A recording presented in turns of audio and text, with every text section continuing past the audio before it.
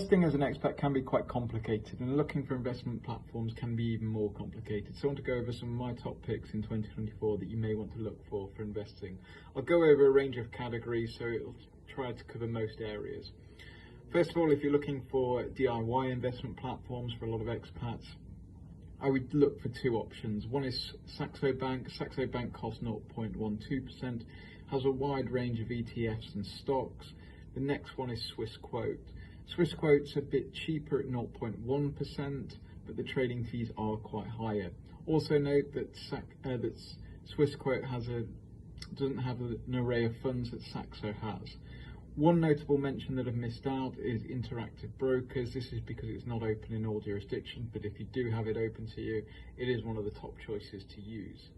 If you're looking for advisor-led platforms, there's three I'd look primarily for. First one is Premium Morningstar. This costs 0.35% and goes down depending on higher amounts over 500,000. It has a good technology with it and also a range of funds. The other one is Novia Global, has a similar range of funds and technology behind it and costs the same amount.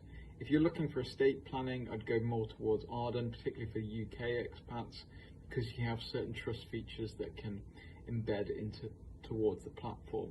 If you're looking for offshore bonds, this can become quite complicated, and they can vary depending on the amount of commission taken by the IFA.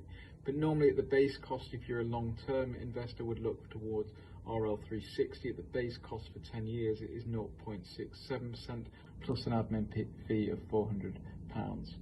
Hope you found this useful. If you do want any more information, feel free to have a look at the website investmentforexpats.com.